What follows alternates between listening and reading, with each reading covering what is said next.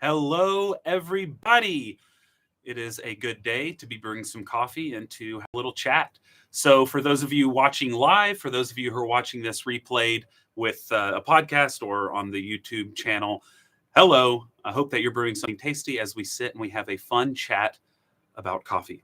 So, today's topic is going to be essentially demystifying the process from bean all the way to the cup. Now, a lot of people, might know some parts of this. They may know some of the elements. They may know some of the steps. But as far as kind of a complete picture, there's not really any good summary out there that I kind of know of.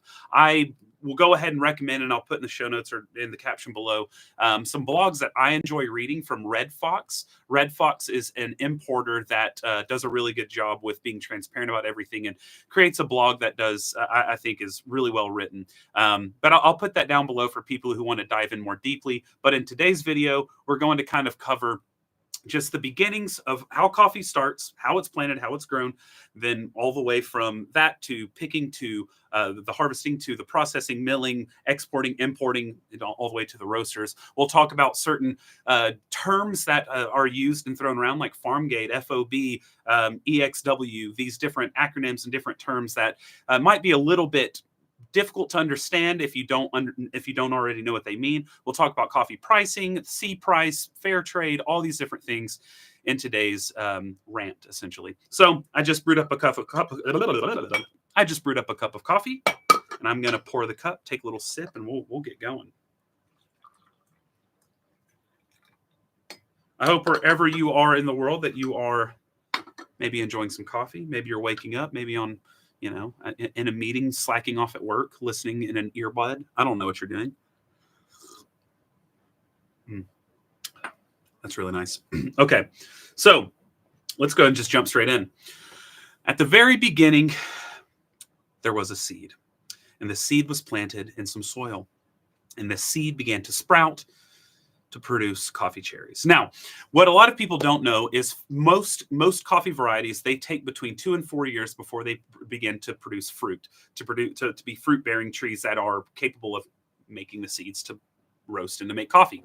So whenever a producer is starting out on a farm, it takes, or planting a new variety, planting a new species, whatever it might be, it takes 2 to 4 years before it really begins to show up. And some, it may take 5 or 6, depending on if they're unhappy with some of the early iterations of what is growing out of these coffee trees.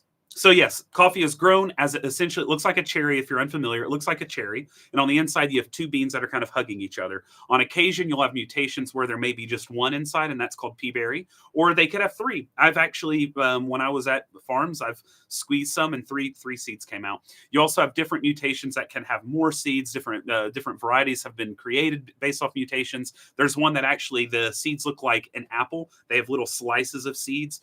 There's a lot of crazy things that can go on, but most traditionally, it's 2 seeds kind of hugging each other inside of a cherry, what looks like a cherry. They're typically red. You can have different again, mutations where some are pink. You've heard pink Bourbon or orange Bourbon or things like that.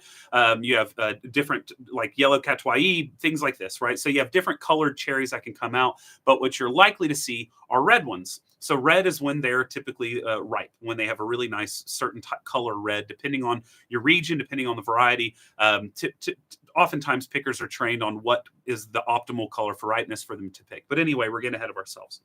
So this coffee, it's planted over years, it's grown. And now, obviously, there are going to be, just like in every type of agricultural product, there are different varieties and strains that are more resistant to certain types of weather. There are some that are easier to grow and to deal with, that you don't really need to essentially care as much about the soil. You should always care about your soil. Obviously, it'll make better things. But there are some that are a bit more robust than others. So depending on what these producers are growing, there are certain amounts of effort and labor that needs to go into caring for these plants. Some plants tend to yield a lot more cherries than others. And actually, I need to pause for a second to turn off my dehumidifier because it's making noises that I don't like, and I apologize for the audio leading up to this point. Power off. And there we go. Okay.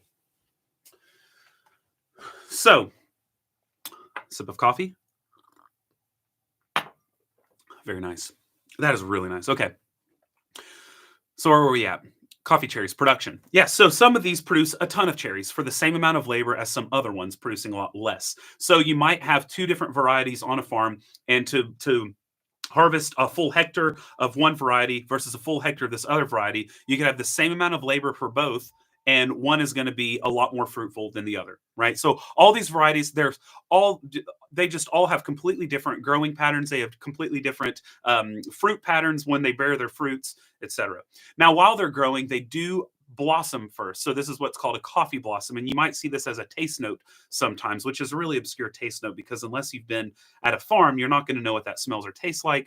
So anyway, but they have these beautiful little white flowers that tend to come out as coffee blossoms before they actually produce their cherries. And so as we're going through this life cycle of the plant, you have, they grow up as little shrubs and they keep growing. And you have some plants at some farms that are 50 years old, something like that. So some of them can last a really long time. Some get really, really tall. Some get really wide. Some have, arms that point up at like really tight angles. Some that come out more at like right angles. That just a plethora of different varieties is essentially what we're getting at. Now, once these are at full fruition, they're ready to be picked. What you have are people are going through and they're literally hand picking the ripest cherries. Now, this isn't the same case for all farms. Sometimes, depending on, like for instance, the commodity price of coffee, that's what Wall Street is selling coffee at, was really high last year.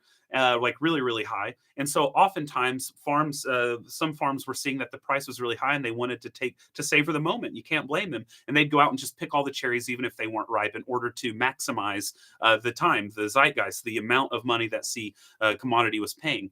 And so, but at some of these more specialty farms, the ones where they're going for much higher scored coffees, which isn't to say that people not doing that are any worse or inferior, but what they'll do is they'll choose the ripest and they'll do a second pick, maybe a third harvest, in order to get all these different cherries growing at different times at their peak ripeness.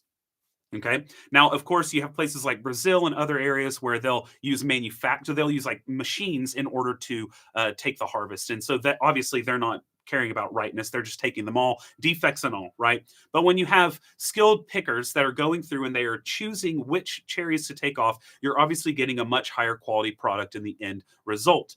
So you'll see these pickers going around and they are looking at the trees and they're picking them one by one and putting them in these barrels, it depends on where you're at, obviously, what they use, but they'll put them in sacks, they'll put them in whatever to bring back for the processing.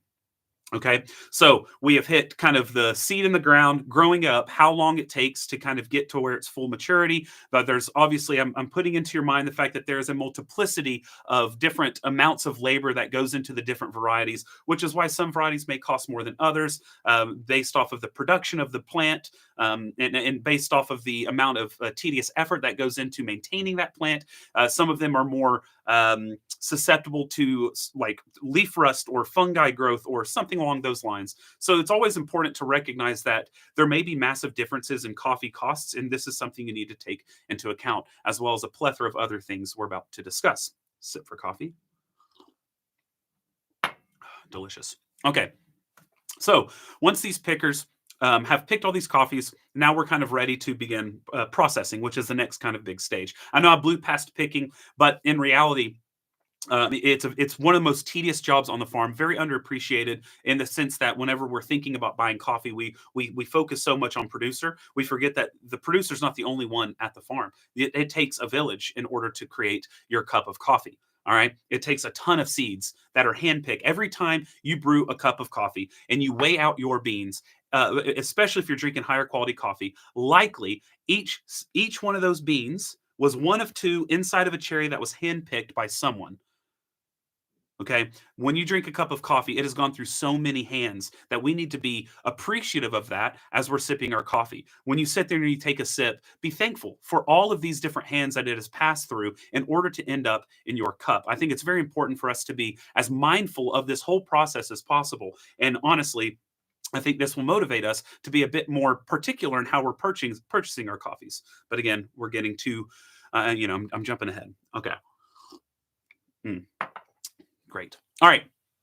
So then we get to what's called processing. This is essentially how we're going to give the majority of the flavor to the coffee. So there was a research paper that came out about 5 years ago that argues about 60% of the taste that is attributed to coffee comes out during the fermentation process or the processing. So, and we know this to be true, especially within the last couple of years, logically, by looking at the insane amount of leaps and bounds that processing has taken. When you look at people like Diego Bermudez, Nestor Lasso, and people like that who are really changing the game on how things are being processed, bringing up these flavors that have never been tasted in coffee before. So processing is that fermentation where we're getting all these intriguing flavors in the coffee. All right. So processing can be a slew of different varieties, but to go over the kind of traditional ones that you should know, because there's now dozens and dozens and dozens, and we're not going to go over all of them. But the three kind of staple ones that everyone should kind of know are washed, honey, and natural. Those are kind of the traditional ones that have been practiced for ages and ages and ages. So washed is what is kind of seen as the cleanest, quote unquote, cup of coffee. This is where you're really controlling the process. You are taking your cherries and you're doing what's called depulping it. So sometimes you have a manual depulper where you're kind of rotating like this, or you have a mechanic depulper that's doing it automatically. But essentially, it has these rollers. You put the cherry through it, and it squeezes it and shoots out the seeds. All right. So once it shoots out the seeds from inside this cherry flesh, it is coated in a mucus membrane. All right. So you depulp it and it kind of sits in a tiled tub. Oftentimes, it's in a tiled tub that's outdoors, and it sits there and it ferments for 24 hours, 48 hours, whatever it is. So it's sitting there depulped in this tiled tub, and it's just sitting there, and it's turning into what it's turning into, right? So we have all these different types of fermentations going on based off the bacterial growth, based off of where it is in that tub. The lower it is, the less oxygen. The higher it is, the more oxygen that is hitting it. So you're having this stratified, this stratification of bacterial growth that is causing different types of fermentation. Of course, over time, we have now manipulated this and we have introduced yeast strains and all this different stuff in order to control exactly what type of fermentation is going on. But traditionally, you just kind of let it be the Wild West, right? Then after a certain amount of fermentation time, depending on the processing, depending on the mill, just so you know, a quick aside, producers largely do not own their own mill. They will grow their coffee and they'll cater it, oftentimes, letting a mule cater it on a cart or something like that, to oftentimes like a local mill that a lot of producers will use. So the mill is where the processing kind of goes on. So it's actually very rare when you think about it that a producer will have their own milling station. That is very rare, and typically it's only people who have quite a bit of funds that are able to do that, or people who are doing all this experimentation on their own. So the majority of coffee in the world is taken outside of the farm. Sometimes it's gathered with other farms, like in Africa. You have lots of little farms that are putting all of their coffees together, and then it goes all together as one big lot. So that's why you see with Kenya coffees, it'll say SL28, SL34, Ruiru, Bation, all of these things. It's because you have a lot of farmers, little small farms that are putting their coffees together. It's one big blend, right?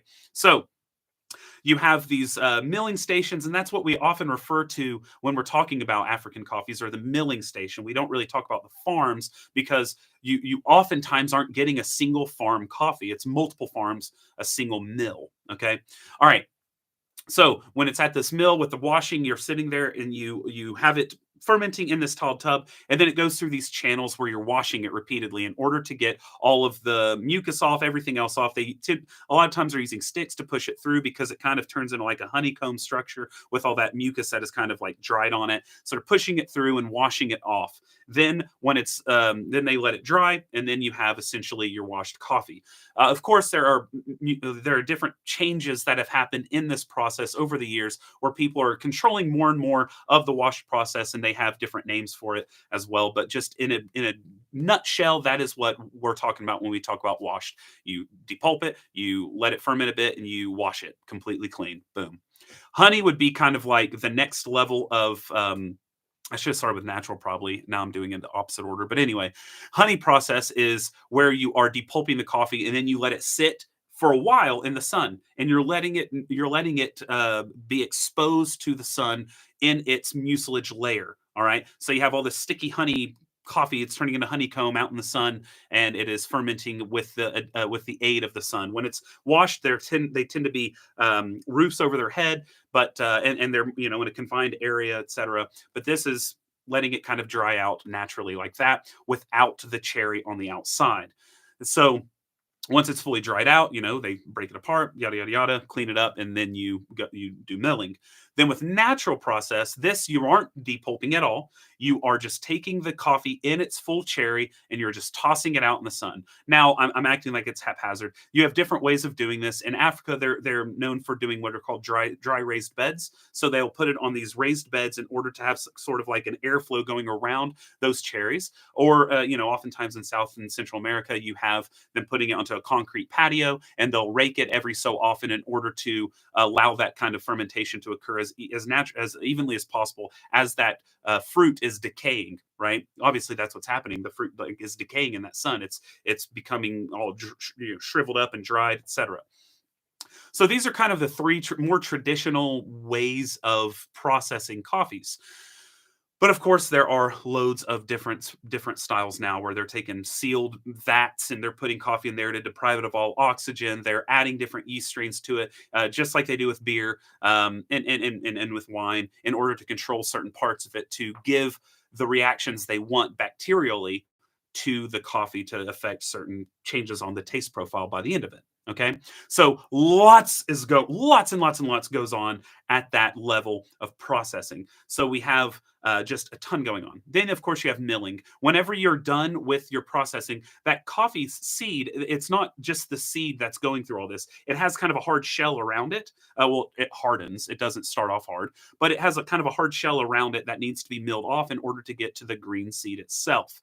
So when you're looking at it, if you Google a cross section of a coffee cherry, you'll see that that skin that is around the seed, and this is what needs to be milled off. So it kind of cracks off, like not like a pistachio, but it has kind of like that skin that you need to mill off of it. Then once you have that, you kind of have your green coffee. Now, this isn't to forget that we also have people that are hand picking and sorting the coffees. So especially when we're talking specialty coffee, there are certain requirements in order to hit certain scores, green coffee scores, which hopefully in the future I'll have Christopher Feran here, who does a lot of scoring, but he's very, very knowledgeable on all of this and is constantly scoring coffees. And I would love to do a little video or podcast or something with him to talk more in depth on some of these. But sip of coffee. But yeah, so they're sitting there and sorting to get rid of defects or get rid of ones that are off colored, because obviously, being an agricultural product, all of these seeds are going to be completely different. And so you're trying to take out the most anomalous ones that could affect the taste of the coffee. So ones that might be blackened, or ones that might be chipped, or ones that might have some sort of, I don't know, just something that's off, right? So you have people that are sitting there and they're picking and picking and picking and picking seed by seed by seed by seed. And the higher quality coffee you're going, the more likely this has happened to your cup. So when you're sitting there drinking your coffee, I'm drinking a Tim Wendelbo, so I guarantee this was all hand sorted, hand picked. I'm sitting here and it's been in the hands of a picker. It's been in the hands of a sorter. It's been processed in very intensely, where they are measuring the moisture content. They're measuring the pH balance. They're measuring all of these different things in order to ensure that what needs to go on for their process is going on. Of course, again, this is a very broad introduction to all this. So it's going to be very different all around the world. This is kind of a broad, generalized kind of presentation, and I'll be skewed towards more practices in South and Central America, because those are the farms I've visited. I've not been to farms anywhere else around the world, so I'm definitely skewed to how it's practiced there. But when I know differences, I will bring that up. Anyway, another sip of coffee. Sorry for the slurps. So we have so we're not even to exporting yet. We've talked about planting it. We have the need for soil and compost and maintaining the structure of that plant. You have some farmers that will measure the soil around their farm in order to see what minerals are lacking, and in order to improve that, instead of using man-made materials to improve like the nitrogen content, they'll cut down a branch of a tree in order to let that decompose and rot and give back to the ground in that way. So you need to really make sure that all of these things are going in the way to produce the best coffee possible. Of course, we don't want to be skewed into thinking that every farm is going to be like Pepe Gijon's farm. That's not reality. Every farm is going to be like La Palma y El Tucán. That's not reality. In fact, that is the absolute tiniest minority. That is anomalous, where people have probes all over their farm and they're checking the soil content. That's just not possible for everyone to do. You also have people that are coming who are new in farming, and they have to grow all their own on their own, or they have a family farm that they've used, and they're going from commodity to specialty, and it's a lot harder process. And so what we have right now, a big issue that I was going to save till later, but I'm going to go ahead and talk about now. A big issue is we have a huge underappreciation for lower scoring specialty coffees. So often we have people that are only buy 86, 87, 88, 89 scored coffees. For those unfamiliar, coffee is scored from 0 to 100.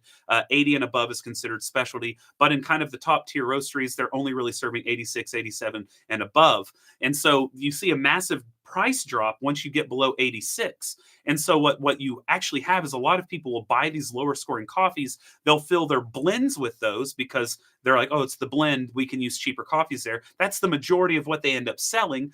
And then they pay premiums on the single origins that a lot of us enthusiasts are buying. So they're wholesaling really cheap coffees, or they're doing the blends really cheap coffees. And then the minority of what they buy is the expensive stuff. And we're like, oh, wow, they paid $8 a pound for that. That's fantastic. So that's something to kind of be aware of. Is oftentimes, I've said oftentimes like 47 times in this video, don't play a drinking game with that term because you will lose. But I'll sip every time I say it, I guess. Okay. So where was I?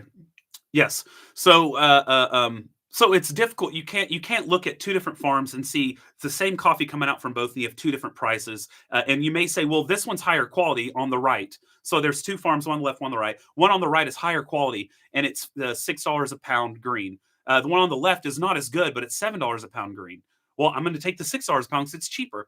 That's not the best way to think about it, because the one on the left, who has maybe a little inferior qualitatively to you, it might be more expensive, but they may have higher costs because they may not have the same resources. They may have they may be paying more to their employees on the farm, the pickers and all these other different people. They might have they just might have less resources in general. There's so many resources to take into account on the farm level. It's hard to go over all of them. And my laptop is dying, so let me plug this in before we lose power. So I mean, we're by our bootstraps here. You know what I mean? I'm just going. Dead laptop. I don't care. All right, plugged in, and we got power. There we go. Okay, and you know what? I think my phone. No, we're good. We got 16% on the phone, so I can see comments here in a bit. Okay, so one more sip, and I'll look at comments to those in the live chat here in a second. I'm just like, we're just mowing through this right now. Okay, so yeah, so the cost of coffee, it's not cut and dry. It's not that easy to kind of understand, to say, well, I like this better. It should be more expensive than that one. Maybe not. Anyway, we got through all of that. All right, so now let's go ahead and skip to yeah. So then this isn't the end of the road. It's not just boom, we export it and we're good to go. Then once the coffee's all done and it goes and it needs to be sat somewhere. For the majority of the world, the conditions of the farm and where it's processed are not the best conditions to store the coffee once it's all done. Okay. This is a huge thing that people don't consider. There is more money that is taken into account for it to be stored somewhere in an area where the humidity might be a bit more controlled, so that the quality isn't changing. As they're sitting in there cupping, these producers and their team, they're cupping. Maybe it's an association. It's very common to have an association of people that come together and they'll cup the coffees of the area, whatever it might be. They have to store this coffee as they're cupping it, and then once they're satisfied, maybe they make a deal with someone. Then it needs to go sit somewhere else. So, like in Peru, for instance, they'll ship it to a specific city. Oftentimes, and gotta take a sip. I said oftentimes. They'll ship it to a specific city after everything's done because it has a better climate there and is much drier, right? So the humidity, and as it's sitting and waiting, this can all affect the quality of the coffee greatly. You go down, you think it's as easy as I cup it. This is great. I want that coffee. And then it arrives and it doesn't taste the same. Well, it's because what happens from that cup that you tried to when it arrives at your roastery or the importer and then to your roastery, there is so much that can go wrong there. So we're not done at how much work goes on in this. Then we have the exporting. Okay. So sometimes exporting can be done by producers. That's not as common, though it is great when that happens to give a little bit more power there. But you have exporting companies. You also have sometimes roasters and importers will have contracts where they can export out of certain countries. And so there are a lot of different hands at play here. but a lot of times it's great whenever producers are able to do this, and I hope in the future more and more are able to do this because that's more money that can be made for them. So I'm going to stop right now, and we're going to talk about pricing because we're about to get into the export import and all of that stuff. So as we're getting here, let's talk about these terms that might be really confusing. I just got in some coffee from Ilsa out of the US, and on the back they do price transparency, and this is really great and is a step in the right direction. It's not the answer, but it's a step in the right direction. And I highly encourage roasters all over to be as transparent as possible. But anyway, they have on the back of their bag the FarmGate price, the FOB price, and our cost. So let's break that down. What do those things mean? FarmGate price is the most important price on this bag. FarmGate is what is directly negotiated with the producer, him or herself. Okay. So whatever that cost is, like let's say I'm chatting with my friend, the producer, and whatever we agree on is what is going to the producer. All right. Now that doesn't mean that's straight up profit for the producer. Obviously, it's if I'm paying $5 a pound for producer X's coffee, that doesn't mean he just pockets $5 a pound for 800 pounds of coffee. No, he has his own costs, labor, the transportation of the coffee, the time at the mill, the all there's so many costs in there, the electricity, the whatever, all of these things need to be taken into account whenever you're looking at the price that is being paid to the producer. We don't actually know how well that producer is going because we don't know the cost of the producer per pound. Maybe the cost per pound for that producer was 4.50 a pound, so they're making 50 cents a pound. That's okay, but it could be 5.10 a pound, and maybe they're losing out on it because a lot of producers don't have everything itemized in order to know how much it's charging them to create the coffee that is being required or requested of them by the importers and roasters. So FarmGate is the most important number because that is the most granular we can really get at current time, at present, to understand what is going directly to that farmer. So when you see FarmGate, that is literally what is going to farm. Okay. That doesn't mean it's everything because we still have all the other prices that need to be taken into account, but that is what's going to the farmer is FarmGate. Sadly, oftentimes, golly, I keep saying that word. It's the word of the day. Sip of coffee. People think FOB is the price that it needs to be discussed, but FOB is very misleading, very, very misleading. FOB, which is the second one on here, and it's good they list both FarmGate and FOB. That's very good. FOB is free on board. All right. That means it is the price once it's loaded on whatever container or ship or whatever, leaving the country of production. Okay. So that includes the exporter cost. So the exporter can come in and cushion the price. Obviously, they need X amount per pound in order for them to handle exporting the coffee. So they're doing the movements of it on the truck, getting it out to the boat. They're doing the customs work in order to get it out of the country. And that is their price. So when you see FOB is, let's say someone says, we only buy FOB $8 and above, which would be that's a hefty price. But let's say $8 a pound and above. That's all we do is FOB 8 and above. Well, that's really cool, but you could have a skeevy company that's doing like 4.80 a pound for their exporting. That, I mean, that's likely not happening. But my point is, you don't know if they're showing just FOB. You don't know it's going to the producer. All you know is FOB is in between producer and all of the costs that the producer has, and then the exporting company and what their cost is. Right. So FOB is free on board. That's what that means. And then, of course, once you have it exported, which this is a lot of logistics go into this. So you need a roaster or an importer that is on top of it in order to maintain the quality of what they cupped. There is the logistics of the shipping routes. So you can have transportation where it has to stop at ports and switch ships.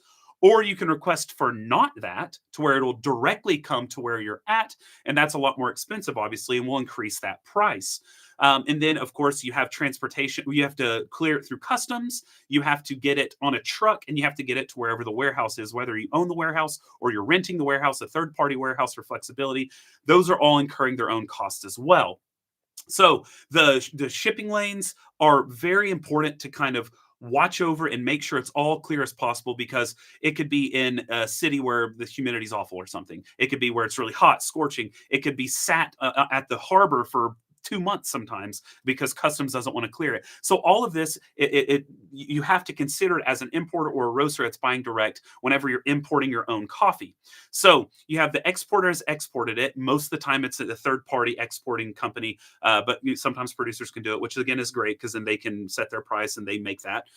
Or importers might export it if they have the licensing in said country, or roasters can do that too. They can get licensing in said countries. But you have all of that labor going on, and then when it gets to the US or wherever destination country it is, then you have the importation, and that is, it's up to you to kind of follow the shipping lanes on the boat or however you're getting it done. If you're shipping it from a Mexican farm to the US, you might truck it over the border, whatever it is. You have to follow it the whole way so it doesn't get stuck in certain areas. You want to make sure that the routes are the shortest travel possible with the least amount of delays. You get what I'm trying to say. So then you have the or XWF, essentially the X warehouse price. So that's when it exits the warehouse in order to get to the roaster. So that's kind of like the price that the importer is putting on top in order to get it imported and to store it at the warehouse, all that good stuff. So when we're looking at this bag from ILSA where it says FarmGate FOB and then our cost is what ILSA paid in order to get it grown, processed, milled, sorted, boxed up, whether it's, and this is something else, is whenever they're trying to fight the climate, a lot of times will use Grain Pro, which is like kind of a green plastic they put around so the humidity doesn't go in, grow fungus, grow mold, whatever it is. So you have extra costs for that too. That I didn't mention earlier is how they seal the coffee or how they store it. Some people will vac seal it. That's very, very rare, but Grain Pro is very common. Or they'll just put it in the burlap sack, and that is going to cause a lot of quality issues. It's more expensive though to Grain Pro it, so a lot of people don't do it. Anyway, so then you have it imported, and then once all those costs are taken into account, that's when you have our cost. So ILSA's cost on this is that final one. That's what they actually opened their checkbook, and that's what they wrote the check for. Now, if they just said this is what we wrote the check for, you could say, wow, $6.85 a pound for this coffee, $6.85 a pound for the green. If they were just to show us their cost, we might think, wow, the farmer got $6.85 a pound because this is a direct coffee. It's direct trade, right? But in reality, the farmer got $4.25. That is $2.60 a pound less. That's a huge amount less. And unless they put that on here, we wouldn't know that. And we might think, wow, the farmer got a lot for this. When in reality, it's a lot less than what we think. So it's good whenever you're asking for transparency from your roasters, from importers, et cetera. If you're a roaster yourself that's doing direct trade, or you're buying from importers, it's important to make sure you're asking the right questions. If they give you the FOB is easy. That is an easy standard. It's because commodity price is shown as FOB. So when you see the commodity on Wall Street, that's FOB, right? It's also what's on the bill of landing. Whenever you get your shipment in, it shows it on the bill of landing. So FOB is easy to standardize, but it's not. It doesn't translate to what the producer gets. There's not like a standard $1 a pound is what everyone always gets for exporting. That's not how it is. All of these ones have different amounts. You may want to use a certain exporting company because they're really good, really efficient. They may be more expensive. So maybe you spent $4.50 a pound on the coffee from the producer, but you spent $2 a pound or $3 a pound for that exporting company because it's going to give the highest quality. And the roaster or importer is okay with that heightened cost because it's going to be a higher quality once it arrives. Right? So these are things that we need to understand as we become more conscious consumers of coffee. Sip of coffee. Okay. So we've done exporting, we've done the importing, we've talked about the warehouse storing. And then, of course, it's about getting to the roaster. Of course, if you're a roaster who's importing directly, you're handling the importation, so you don't have to do the X warehouse cost. So you have your own, whatever the costs are for you to ship it and for you to handle all of those fees, you can add that as your own cost. So maybe that's part of what our cost is on here. I'm not sure how they handle it, but whenever you're importing it on your own as a roaster, you're going to have your own costs, obviously, from trucking it, getting it, the customs. There's all these different prices that go into it. And again, logistics are boring, but they have a massive effect on the quality of the coffee once it arrives. You could have a coffee that tastes like an 88. Once it arrives, it's an 85 if you were very lackadaisical about how it was going to be transported to you, the end user. Okay.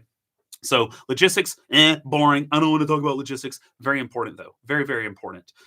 So anyway, and that's not even to get into the talk about sustainability on how we transport. There's you have people who will air freight coffee in order to get it as fresh as possible. And while I understand that from a qualitative perspective, the amount of weight, the amount of fuel that's used to fly just to get coffee here faster is a bit irresponsible, in my opinion. Whereas you could use, ships or something like that that are a lot less harmful to the environment. But there are lots of different ways, and if you can get it on land, whatever it is, there are ways of doing it. But we're transporting an agricultural good from all around the world to these places where they can't grow the coffee. So there is inherently, it is wasteful and not sustainable. Coffee is very detrimental environmentally, as are a lot of things that we indulge in, like cars, right? So we won't get into all that, but that's just something important to kind of remember when we're talking about all this. It is always better to work towards more and more sustainable practices. Anyway, now we have the coffee with either the roaster or the importer. If it's with the importer, they are working on their ex warehouse price, which is what you're buying it for. So they're adding their cost, their profit margin on top of that FOB, essentially, right? So whatever their costs are in order to get it all imported in their warehouse, and then whatever profit margin they deem is necessary to keep their business running. Or you're just doing it as a roaster, and then you're going to change your profit margin and likely not tell people what you're paying. So then the roaster gets it, right? And it's likely very different than what they tasted at origin, if they did indeed travel to origin to taste it there. A lot of times, and this is why it's important to know that importers a lot of times are seen as evil middlemen, and oftentimes they are. Oftentimes, good grief, I'm a monster. I can't stop. Okay. Um, they are, a lot of times they are. And so you have some of these that are kind of price gouging. They don't want to share the price that they pay for coffee, because sometimes they'll go to a producer. They'll say, we want to buy all your coffee at $2.50 a pound, $2.50 a pound. Now this is a better price than you're going to get from anyone else, and you're guaranteed to sell all of it. And there's merit in that. There's merit in buying out all of a crop so that they can have a guaranteed sell. But then they turn around and sell it for $6 a pound, which is way more than covering their costs and giving them a huge profit margin, right? And so actually, years back, when transparency started to be a thing in coffee, you would have roasteries that bought from importers posting what they paid online. So they'll say, we bought this coffee from this importer at $6 a pound. Then producers who have access to internet, they see that and they go, that's my coffee. They bought that at $6 a pound. The importer said I wouldn't get more than $3 a pound, so they offered me $2.50 a pound. What the heck? Hey, importer, you screwed me. So it actually empowers producers, and this is why I'm a big fan of transparency, is I do believe it can empower producers. And honestly, every producer that I've talked to, which I know I have a very skewed experience, I'm a very privileged person, and my experiences are very skewed, but I've never heard one say that it is not a good thing to have transparency. At least it's not a good step in the right direction. Definitely not end game, but it's definitely a step in the right direction to empower those who have the least power, which sadly is the ones growing it. So you have, let's see, just taking a break because I'm trying to remember where I was going. We were talking about importers. We already talked about FOB, FarmGate. We talked about XFW. We talked about, can't remember. Let's see. Wow, I went blank. ADHD time, baby. I was on a roll and then we blanked. We're coming back though. We're coming back. I gotta keep processing these guys. I'm talking. Yeah, so the roaster now has the coffee, and this is when they begin doing the sample roasting. They're testing it, they're dialing in their batch in order to make as representative as possible the origin to the consumer. Okay, so there is a lot on the roaster's plate as well. They're trying to make as good as possible a representation of what all of these different segments did in order to get the coffee to them. All right. So there's actually a massive amount of work and pressure on the head of the roaster to not kind of screw it up. So it's very important for roasters to take their job very seriously, because what they're doing is presenting a farm. They're presenting a conglomerate, a co-op, an association. They're presenting an origin, an area. They're representing all of these different things with their coffee. And, it's sad sometimes when people rush to do it because they want cheaper costs, and it's cheaper to just buy coffee and roast it yourself. But you might not be reflecting the hard work that was all the way through that chain. Now, in recent times, there have been people calling into question the term coffee chain. And while I agree with that, it's not the best word to use. We're going to use that just for visual purposes because you can kind of see it starts here, it ends here, yada, yada. But anyway, so that is kind of how the coffee gets here. And then we do a secondary score, right? When importers are giving scores and roasters are giving scores to coffees, this is different than the original green score. When you do green scores, you're looking at defects. You're looking at, really, you're looking at mostly defects and how the coffee is being presented. When you're at the roasting, you're doing it based more so off of taste. So you're not really doing as much defect cupping, though you will do it with roast defect cupping. And there could be defects that were missed because, defects are not super consistent sometimes throughout a whole lot or a micro lot, nano lot, whatever it is. And so you may have some defects in it as well. But you're cupping and you're scoring based off of that. And you have all these different cupping forms that I'm sure some of you are familiar with. Cup of Excellence cupping form, the cupping forms for SCA standards, protocols, yada, yada. So then you go through the cupping, and this is when you're giving that final score of when I say like, oh, I tasted this coffee, and for me, it tasted like an 87.5. These are largely arbitrary because it's very subjective. And even when you have the CQI, which is an institute that awards what are called Q grader certificates, where they're attempting to make everyone standardized across the world, it's still, taste is still incredibly subjective. And in fact, Martin Munchow has shown that some of the tests on there are literally impossible, and it just takes guessing because what they're testing you is something that humans physically and chemically cannot detect. So it just takes some guesswork. But also, some of the tests are quite easy, right? So it's a valiant effort to want to standardize taste across the world, but that's never truly going to happen because you have different cultures, people from different backgrounds, different food experiences, and they're just wired differently. You have people who absolutely love heavily vinegar foods, people who hate vinegar, right? So that right there is going to make the perception of coffee way different. There are lots of coffees I've tasted that have a heavy vinegar taste in it, and some people despise that just a priori. They don't like that. They're going to give that a low score because it's like almost defective for them, and others will give it high, right? So it's a very difficult thing to try and calibrate across the world. And there are a lot of people pushing back actually on this idea of Q. And I just had a long call with someone who lives in Ecuador about this and about some other things. But anyway, what you have largely are people in these, I guess, more. You essentially have one big voice that is kind of dictating the quality of the coffee, and it's not the producing countries that are dictating the quality. It's the buying countries. And I understand from an economics point of view, that's like, well, that makes sense. But also, there should still be a voice for those on the producing side, and that's kind of getting squandered. But anyway, I think that is largely what I wanted to cover in this video today, in this rant, in this podcast, however you're tuning into this, was to get us to where we're at now, which is the roaster and how we're buying coffee. And so kind of my final thing before I read these questions is we need to be mindful of the coffees that we're buying, the coffees that we're drinking. And I do believe, and I will say this, and I get criticism for this all the time because people want to think that the world should work in a much more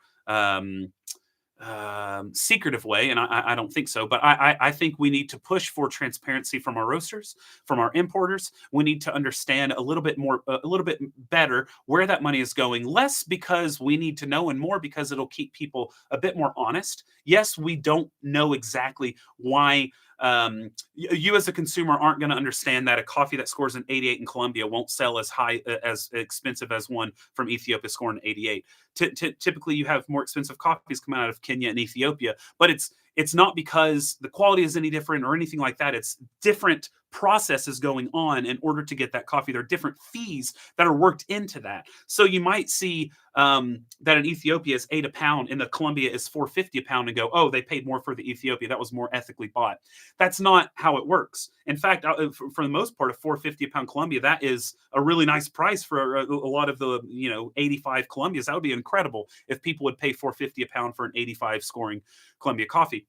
But in the end, you're not going to really be able to understand these cost because you don't know what the borderline is. You don't know what the baseline is.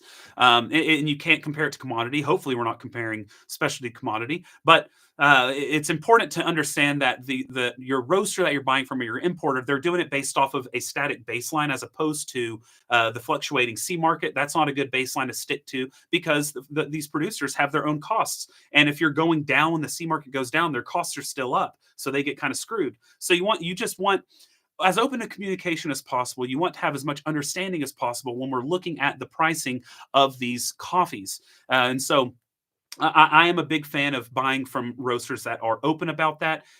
They could have bad pricing, but if they're open about it, they're at least putting themselves out there for producers to critique them. If producers see what they're paying to other people and they're not paying to them or whatever it might be, that does give, I think, a layer of power to those producers. Now, I'm not preaching that all coffee should be $50 a pound. Let's not get that. Let's not hear that. But I think that we need to be much, much more critical of people and their buying practices. That now that we have a voice, we have a community of people growing in their interest, in their obsession with coffee. We can actually create a change by, saying, well, I'm only going to buy from people that are doing this, that, and the other. And so I think it's a valiant thing. And the thing is there are going to be different roasters with different approaches to their margins. And maybe roaster A, roaster B have the same coffee and roaster A charges more than roaster B. So you have to consider, is it that they're more money hungry, or is one based in Manhattan and one's based in nowhere, Idaho? Not dissing on Idaho, I love it, but the prices are going to be way different, right? So, but it's also not an excuse for roaster A to have a much more inflated price because it may not be as different as you might think. They may still have a massive profit margin. So we get a little into the weeds here, but I don't want people to think that paying more for green should necessarily mean we pay more for our bags of coffee. I think that a lot of times roasters have massive margins that the producers aren't able to get. And so I think our focus should definitely be on raising the floor of lower scoring specialty coffees. So instead of being okay with 82s going for really low prices and then people are paying for 88s really high prices, I think we need to raise the floor of those lower scoring coffees to where it's like they're doing just as much work, right? And you don't know what these producers and their families, their farm has gone through in order to create this. They're probably putting in the same amount of effort. They just might have a worse land geographically, where it may not be at the same height, altitude. It may not have the same climate as others who may have the farm that's been their family for 20 years. They inherited it and they have incredible climate. So they could be completely same amount of labor, but just we're saying this one's better, so it deserves more money. Well, this other farm that might have lower quality coffee might not be able to improve because they don't ever get the money that they are deserved, right? Anyway, okay. I think I am done for that rant. I'll start looking at questions now because I've been talking nonstop for 47 minutes. So let's scroll through some of these. I'm sorry I won't be able to get to all of these, obviously, because I talked way too much. But let's see. I'm going to go through these as quickly as possible. Let's see.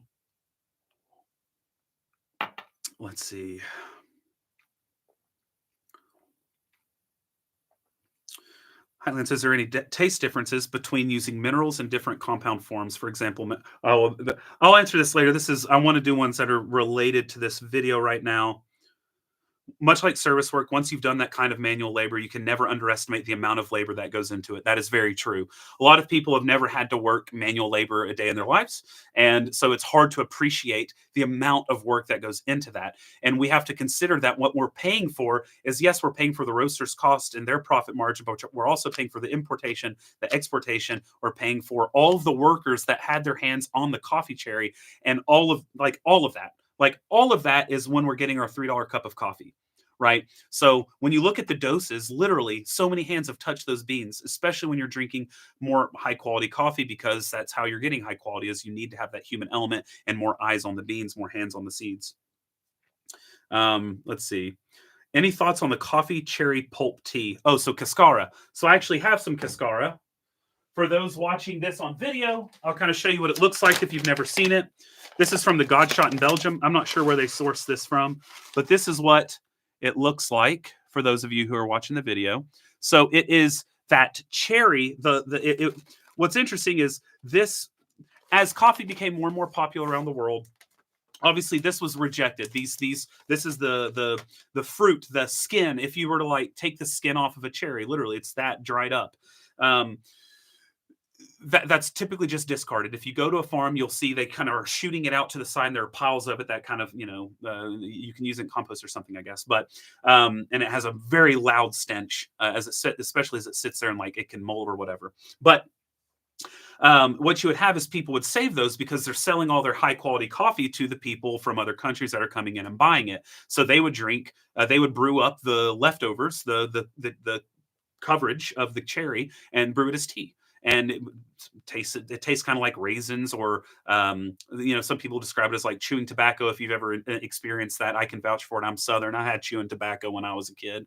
Not that young, when I was fishing at like 17, 18 years old. But it has kind of a taste like that. It's tea-like, obviously, because you're steeping it and then you're rinning it. But it's called cascara. And now over the years, there's been a growing fascination with it. Starbucks picked it up and made it really popular by putting it in different drinks. There's cascara simple syrup, etc. But now you have more high quality cascara. Normally, when it's rejected, it's not really usable anymore. So you have to obtain it in a more controlled manner for it to be usable. So now you have higher and higher quality coffees that are being used for the cascara as well. So you'll have like a Gesha cascara and things like that. Is it mucus or mucilage? It's called mucilage, but it's it's obviously not mucus like in a nose, but it's a sticky layer that is like it reminds you of mucus. It's like very, very, very sticky, honey like. That's why it's honey processed. Can you mention co-ferments as well? So co-fermentation, for those that aren't aware, is when you're literally co-fermenting the coffee with something else that can contribute its own fermentation and can interact with the fermentation of the coffee. So oftentimes, I said that one purposefully, I actually thought about it. Last sip. Oftentimes you have people adding fruit. That's the most common one, like passion fruit co-ferment, grape co-ferment. They'll literally chop up or lay out so it ferments alongside the coffee, co-fermentation. So there's a big uproar about this. There are people on both sides of the aisles, both in the producing regions and in the regions that are buying the coffees. You have people in both areas on both sides of the aisle who love it and who hate it, who are indifferent, whatever. I guess there's more than two sides of the aisle. I don't like the taste of co-ferment coffee personally.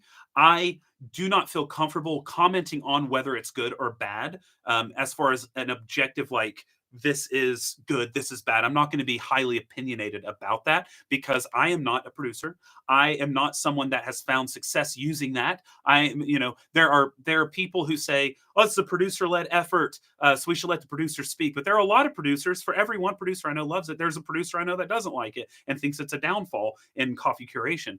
So there, just to kind of give you an equal view of what's going on, you have people saying co-ferments can, people who have less than desirable farm locations that can't grow coffee in the right elements, whatever, this can improve their coffee scores by multiple points, from like an 82 to an 89, whatever it is. And then they can sell their coffee for a whole lot more money. So you have people on one side arguing that it's a great way to improve the quality to get more money in the pockets of people, which begs the question, why aren't we just paying them more anyway? All these roasters and importers are paying shillings for the cheaper coffees or for the lower quality coffees and paying a lot more for the higher quality coffees. Let's maybe not pay $180 a pound for an 89 point Gesha and instead pay like $6 a pound for an 84 point. How about we do something like that? But anyway, we won't get into that, I guess. But you have people arguing that side. You have on the other side people who have fears that if this becomes a yearning from the market and the market is only buying those types of coffees, then it's going to force other producers to try this who may not have a background in agronomy and agriculture as far as knowing how to implement this without ruining potentially a whole crop. And the average, for instance, in Ecuador, the person I was talking to today told me the average farm size is only 3 hectares. That's tiny. You think that they're like 60, 80, 100 hectares. No, they're like 3 hectare average. And that's taking into account 60, 100, 200 hectare farms that are blowing up the average. So really you have loads of, if you looked at the median number, it's probably closer to 1.5. So you have these small farms, and if they take their crop and they experiment with it and it goes wrong, who's going to buy it? You have privileged grocers and importers who can pay a producer to experiment, and they're going to eat it if it goes poorly because they're the ones who pushed for it. But it's one of those things where on both sides you have valid points, and so I'm not going to take a side because guess what? I am not a producer. I am not someone that has seen a big, a pay bump because I began using this. I don't know. I just don't know. I don't know. All I know is I don't enjoy the taste of them, so I'm not buying them, and I think that's valid. You don't have to like the taste of everything, right? So that's my little tangent on CoFerments. Let's see. Is natural processing the best way in regards to environmental footprint versus using water, et cetera, in the washing process? Great question. Christopher Feran has actually done a great job addressing this. Washing, a lot of people just assume the using and wasting of water is this massive ecological environmental issue, and that washing is detrimental. In fact, this is not necessarily the case. I'll put down below, if I can find the blog, in the caption below, the show notes, whatever, the write up Feran did on this, talking specifically about this. I always like to defer to people who are much smarter than me in certain areas, and this is his bread and butter. He travels the world, working with producers, sourcing coffees. That is his mainstay, and he dives deeply into these different areas. All right. What should be better to try and support to increase the livelihood of pickers and others involved in the chain of production? Which would be better to try and support to increase the livelihood of pickers and others involved in the chain of production? Well, like I said, all we have right now on breakdown of price is FarmGate. That's the best we can do, is knowing what goes to the producer. And then it's up to them how they're divvying out their money with their own costs, with their workers, with their personal costs, everything else. So we don't know what they're going to do with it, and we're not big brothering them, right? And so at the current moment, it's just finding the people. I just like to find people who are showcasing their FarmGate price. They're not being skeevy about it, and you're seeing that their baseline grows each year. That is what is important. And you can ask these questions, and if people refuse to answer it, guess what? There's probably multiple roasters in your area you can go to. And so I think a lot of them will be willing to open up as long as they're not being skeevy about it, right? You have some skeevy people who don't want to tell you because they don't want you to know they're making a $12 profit. I don't know. It's just, I want you to be empowered as a consumer to do what you want to do. And if you're wanting to improve this thing, you need to get into this conversation, and we need to start, rattling our fists in order to make changes. In fact, last time I made a video and I talked about this, I had no less than, it was like 8 roasters reached out to me and told me they were going to start being transparent and paying more for their coffee because they were convicted by the fact that people are watching, people are paying attention. Now, anyway, it's a good thing. It's a good thing when people are, it's a step in the right direction. Again, I don't think this is end goal. I don't think it's like, oh, all the problems are fixed, everyone posts FarmGate. Because again, we don't know how to compare that. But it is a way of empowering producers, I believe. Yeah, okay. I need to get a charging cable for my phone because it is dying. Here's a charging cable, and it is connected to nothing. That's perfect. My screen just dimmed because I'm at 5%. All right, well, I'll do 5 more minutes of questions because I'm going to try to keep this right at an hour. Is there a bigger difference in how coffee is grown that affects flavor, or does the processing affect the flavor most? According to that research paper I alluded to, and I'll try to find that and also include it in the notes if I can. I don't know if it's behind a paywall or not nowadays, but processing would have the most effect, definitely. And in fact, I would 100% agree with that without even normally I don't like to give objective opinions because or like things that I present as objective. That was it's an objective opinion. What does that mean, Lance? But I would say that's pretty dang objective. Like you see that in Brazil, you have farms now that are producing coffee at 500 meters, which is less than ideal when you don't have a crazy process, that are now scoring 5 points above because of alternative processing techniques that they're implementing. So definitely processing is massive. I think you mentioned something like H&W Coffee Roaster uses lower than 86. Also, if you had coffee from S&W. I've not had coffee from S&W, but I've heard a lot about them. Is there a correlation between coffee growing altitude and the taste? Like the coffee growing in higher altitude? Let me read these slowly. People ask me to slow down when I read questions. I'm so used to speed reading them so I can get through more. But Is there a correlation between coffee growing altitude and the taste? Like, do coffees growing in higher altitude taste more fruity compared to coffee grown in lower altitude? Yes and no. Yes, higher altitude tends to give a better growing environment, higher density of sugars, more resilient, different things like that because of the height. So that is like if you're going out and buying a farm and all things are equal, one is at 2,200 meters above sea level, one's at 500, you're going to choose a 2,200 meters above sea level. But does that necessarily mean the same coffee grown on both, the higher one's going to taste more fruity? Absolutely not. A lot of that depends on the processing and on the soil and on different growing practices. There's a lot of things that go into this. Or is there potentially a higher potential for the coffee threshold, the ceiling at 2,200 versus 500? Yes, absolutely. But it's not cut and dry in that way. There's so many other factors that play into this. It's not as simple as that. Though, yes, high altitudes are typically lusted after when you're looking at different farms. That was a short drinking game. I'm out of coffee now. Yes, I said oftentimes, way too often. How do roasters check if a batch of roasted coffee tastes good? As consumers, we let coffee rest a few days/weeks to get the best. How would a roaster do this without that resting time? Great question, because this also relates to testing coffee at origin. So typically, you have the roasts are done day of. So within 8, in fact, SCA protocol states you should cup between 8 and 24 hours. Of course, we throw out loads of statements from SCA because what do they know? They're outdated. I'm a rebel without a cause, baby. I called SCA out. I don't care. I don't care. Especially now that they have a super automatic espresso machine for one of the world competitions. What is that? Okay, we're done with that. But yeah, so roasters will cup the day that they're roasting it or the next day, right? So whenever you're cupping it, it's a lot more forgiving and you can kind of taste through the roast. And that's something you have to learn over years of being in the industry of cupping. If you cup a lot, it's something you'll kind of be able to see through the roast. You can see that the coffee is going to, it's tight at the beginning. You'll know it's how it's going to loosen. It's hard to describe because it's based off of many cuppings. But after 1 to 2 days, you're going to get a really good idea of what that coffee will end up like. As far as roast defects, if it's hitting the right trajectory, things like that. When you're dialing in a roast, roasters will cup them for multiple days, up to a week or so, depending on their protocol, maybe longer. And so they know what it should taste like if it's roasted well on day one, and they can also just compare to that, right?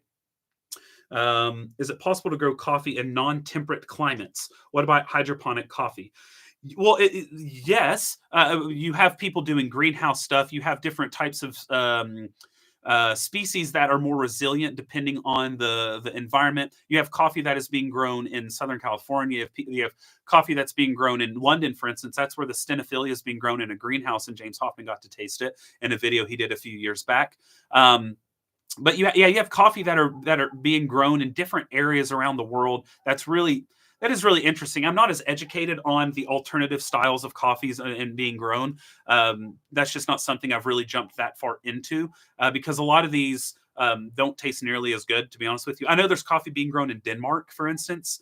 That was really interesting to see. But anyway, let's see. Oh yeah, so someone said some roasters differentiate between FOB and FOT. What's the difference? So someone did answer it correctly next. FOB is free on board, and then FOT is free on truck. Just different shipping methods, but the same meaning. Once it leaves the warehouse, the sale is considered complete to the seller. Yeah, so that's right. Josh Jones, I want maybe you work in coffee. It sounds like you do. All right, we'll do just one more question. I'm going to skim these real quick to see what I think might be most helpful.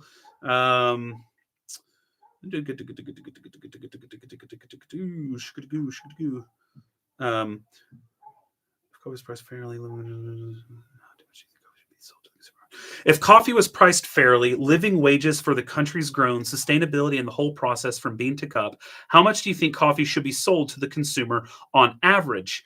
This is a great question. And it depends. Of course, that's going to be my answer. It depends. If you're looking for only 88, 89, 90 point cups, well, it's going to be a lot more expensive than if you're looking at 83, 84, 85 point cups.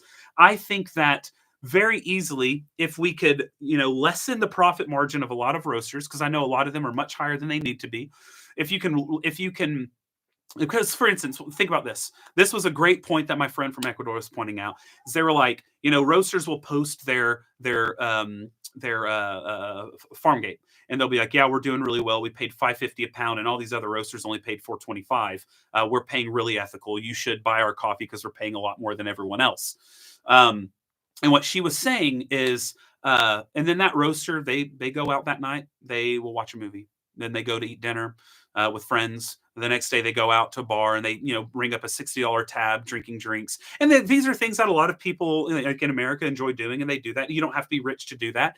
But she was like, but producers aren't doing that. Even when you pay them $5.50 a pound, they're still not able to do that.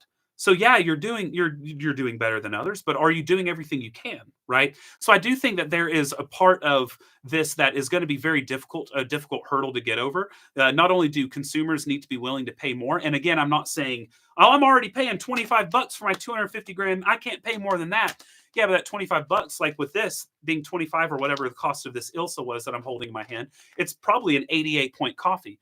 So you might need to be, it's not bad to drink 84 coffees. You're going to enjoy them too, but there needs to be like this bag should maybe be the coffee should have maybe been spent more on the coffee, and maybe it should be a more expensive bag.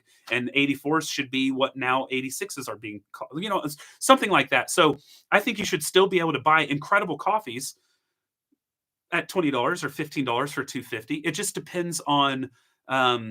There's so many effects to it, and you have to have people on board to really have the same goal of improving the livelihoods of people all along the chain, and not just the roaster or the importer or whatever it might be. It's a very difficult question to answer, honestly, as you can imagine. I'm trying to skate around it. I do work for a roastery. That's why I've not really talked about our roastery. Is I don't want to mar this message at all with that. So I do work for roastery, and I have a very good idea, working in coffee for as long as I have, about margins and about what other people are charging and about all of this. And so it's a difficult discussion to have. But in the end, coffee should cost more. I'm not saying that the people who can barely afford a $15 bag of 250 grams should be outpriced. I'm not saying that. There should always be an option for you, but it should be a higher price of green for the quality of the coffee, right? So if right now you're buying 87, you have an 87 point coffee, you're buying at $15 for a 200 gram bag. That means that farmer was definitely not paid enough for that coffee. I'm not saying you don't deserve that high of a quality of coffee, but the coffee should cost more money. It just should. It's kind of like I have this street in the back here, and it's a $2,000 lever machine. I would love for everyone to get this, but not everyone can get this. And I'm not saying that I'm better than people because I bought it with YouTube funds. I'll do a tax write-off. I just learned about tax write-offs. Sue me. Not everyone can get a $2,000 lever, and I know that, and I'm very happy that I'm able to have this right now, and I'll use it, and I'll make a review on it and all that good stuff. But it's one of those things where it's just the world's kind of crappy in general. But and this is getting really too. I'm way out of my depth talking about this, honestly. But I do think that coffee should be more expensive. And mostly what I'm talking about is the floor being risen quite a bit, actually. So. All right.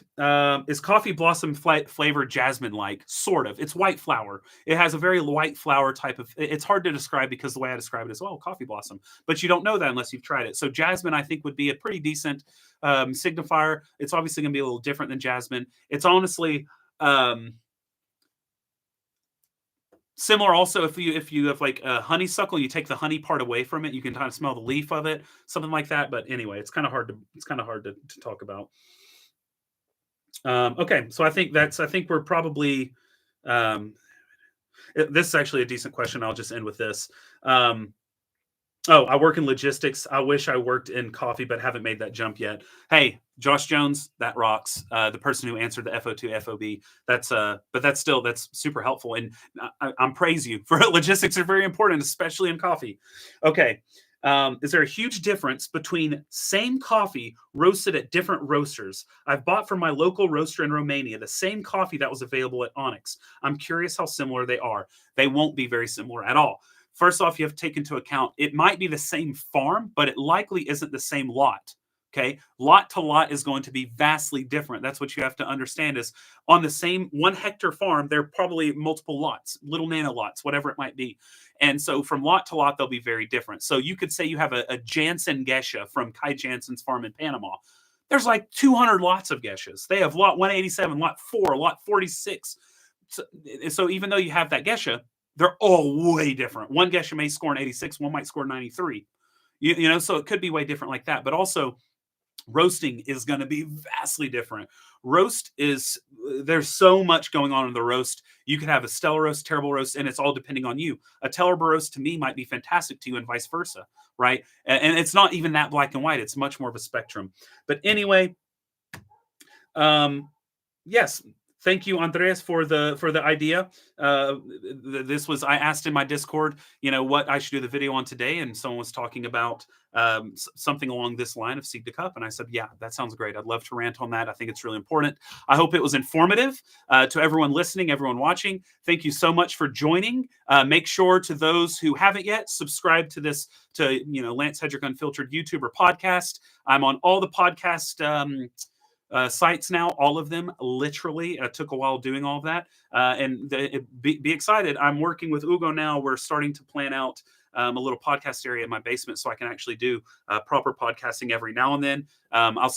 This is the easiest for me, obviously, but every now and then I do want to do some proper podcasts. I know people throughout the industry all over the world, and I'd love to bring them on and do some cool podcasts with them. So yeah, to support, just hit the subscribe, give it a like, give it a 5-star on whatever you're on, whatever it is. I don't know how to do this. I'm just here talking. All right, we're just gabbing. And oftentimes I think to myself that, I love you all. So let's be more conscious consumers. Let's enjoy some good coffee. And I really hope that you brew something tasty today. And cheers. This is awkward. There we go. End stream. Love you.